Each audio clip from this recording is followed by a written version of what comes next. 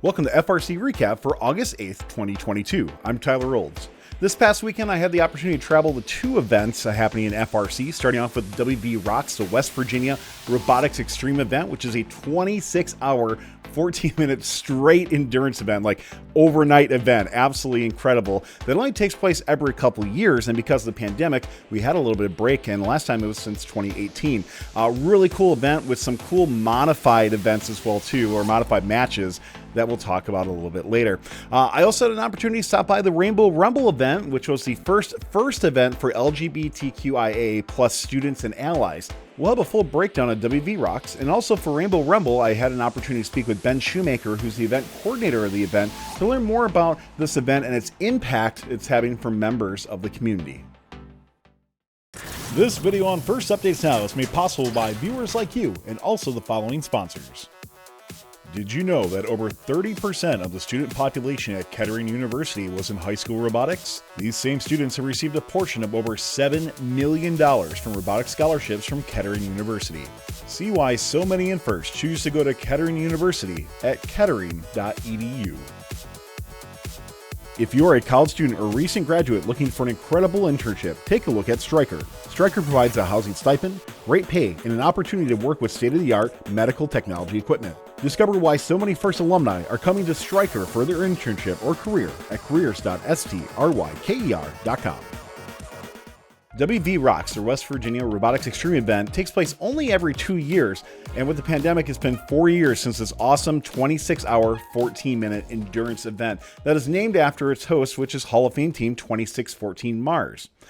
This was my first time of attending WVRoX, and my expectations were really high going in. Now, I have to admit, I didn't stay up all 26 hours and 14 minutes, especially since I was driving out to Michigan for Rainbow Rumble, but this event went really well and was really well ran and really well received by those at the event. They were tired, no doubt, but had a lot of fun as well.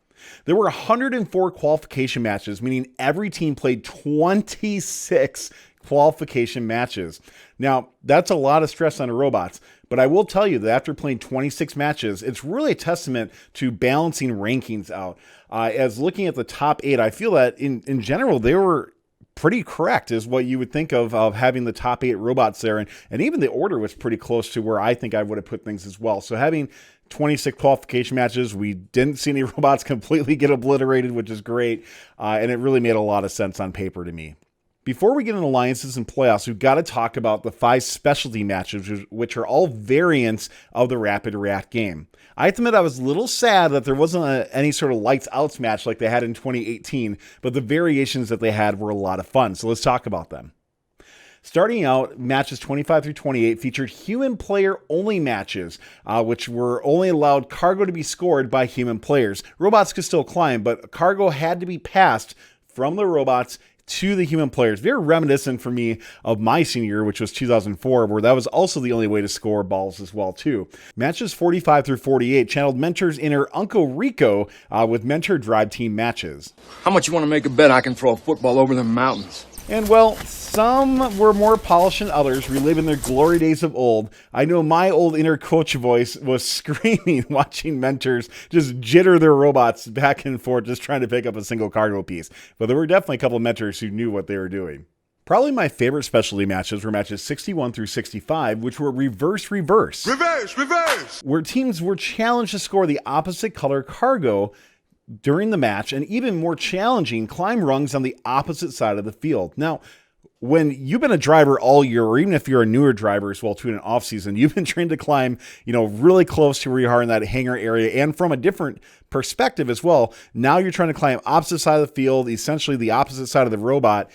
It was difficult. It's 50 feet away, and that's tough, but still cool to see how teams handle these matches. Up next is Arms Day matches 73 through 76, where teams could climb a rung, release back down, and reclimb again to get multiples of points. Like 686 and 3538, who just kept over and over getting points for mid-rung climbs. It's like Mario hitting a block over again. Match results were nuts. With Q73, the Red Alliance had 213 points, Q74, the Blue Alliance had 228 points, and Q75, the Red Alliance would match with 228 points also. So, world record, I guess? Last up were silent matches, matches 93 through 96. No one was allowed to speak during the entire match. And by the way, hats off to the game announcer, who I thought did an incredible job in their performance during all 4 of these matches. Now let's get to the playoffs. Honestly, there weren't too many surprises here, and there was a lot of interpicking going on. 1732, who seeded first, picked the number 2 seed, 3538, along with 3260. 3940, who is number 3, picked 2614, who was number 4 in ranks, and they also picked up 3504. 2363 was ranked 5 and picked up the 6th ranked seed, 48, and also picked up 2656. But my pick for an upset alliance going in had to be 5740, who picked 4265 along with 5811 for being just kind of just sleeper alliance that, looking at alliance selection, I think a lot of people gave attention to the top 3 alliances. I really like number 4 going in.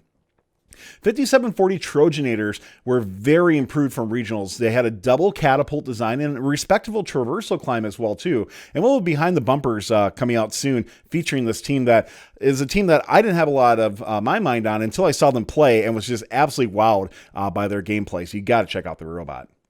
4265 Secret City Wildbots had a great cargo throughput and some shoot in the mood capabilities as well, which really put the number 4 alliance in a very competitive position.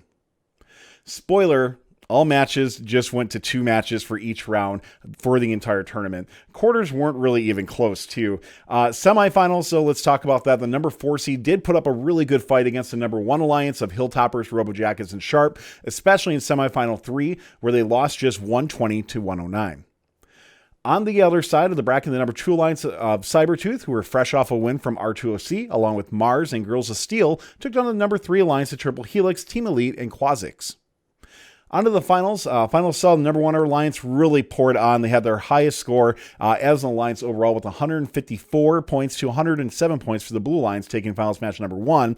And they'd also take finals match number 2, 133 to 106.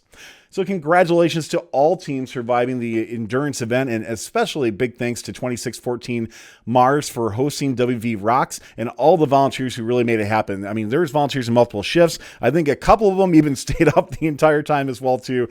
And once again, if you didn't attend, you're going to have to wait 2 more years until 2024 to enjoy this amazing biannual event. Also this weekend, I traveled out to Michigan to check out the Rainbow Rumble event. This was the first event for LGBTQIAA+ students and allies with a lot of positive emotion and outcome. I was only able to stay for a few hours, but I did catch up with Ben Shoemaker, who's the event coordinator of the event, to talk more about the importance of Rainbow Rumble and the outcome and impact that it had. My name is Ben Shoemaker. My preferred pronouns are he, him. And I am the event coordinator for Rainbow Rumble and also the lead mentor for 3655 Tractor Technicians and the Tractor Nation family. So Rainbow Rumble was really designed out of our love for FIRST and the acceptance of FIRST, and to try to give the LGBTQ+ community a platform and a stance so that they knew that FIRST had their back and had a place to be themselves. Everybody's welcome. We just ask that you're an ally, and all of our key volunteers are members of the communities or allies, and we just really want to push and promote the idea that we need to love people for who they are and where they are in their life. A huge assistance out of the Rainbow STEM Alliance and our planning committee, and people from Argonauts were an excellent addition to our planning committee. And we had a lot of other people give input from the LGBTQ+ community as we put that event together this year. Our outcome is that kids have fun, and kids understand that it's okay to be themselves and to live their life to the fullest and to be comfortable and happy with who they are and everybody else as well. Our team's made up of every color of the rainbow, and I just love to see that people can accept people for who they are and that they're understanding that there's a safe and comfortable place in FIRST for them. I know that at a lot of events, people can feel comfortable and welcome, but they're not necessarily the focus or the key of that event, that their participation is validated. And so I think that's an important step for it. I think we've really made a lot of great steps forward with trying to emphasize people and using proper pronouns and being accepting of where people are at. And I just love to see that movement continue to go forward, and for us to really have people feel comfortable with who they are and where they are in their life. That's it for FRC Recap for August 8th, 2022. We'll have more recaps in the future, and lots of FRC events are streaming on Fun, so come and check it out. And of course, you'll see myself and other fun hosts at FRC events in the future as well. Don't forget to check out our other content, including Behind the Bumpers coming out, fun gaming league streams, and other shows on First Twitch and YouTube. And of course, if you're interested in streaming your event, please reach out to us, admin at firstupdatesnow.com. We do have a lot of spots filled, but you never know. We'd love to stream your event if we have an open spot for it. Thanks for watching FRC Recap. I'm Tyler Owens. This video on First Updates Now is made possible by viewers like you and also the following sponsors. Did you know that over 30% of the student population at Kettering University was in high school robotics? These same students have received a portion of over $7 million from robotics scholarships from Kettering University. See why so many in FIRST choose to go to Kettering University at kettering.edu.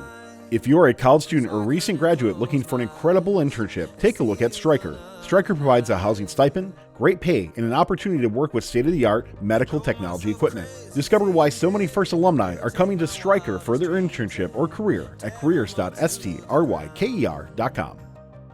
Don't forget to like, subscribe, and ring the bell to stay up to date on our new videos. Keep the conversation going and provide your input to our content. Watch our live shows at twitch.tv/firstupdatesnow. Join our Discord at discord.gg/firstupdatesnow and check out Fun FTC on Facebook, Instagram, and Twitter, and First Updates Now on Facebook, Instagram, TikTok, and Twitter.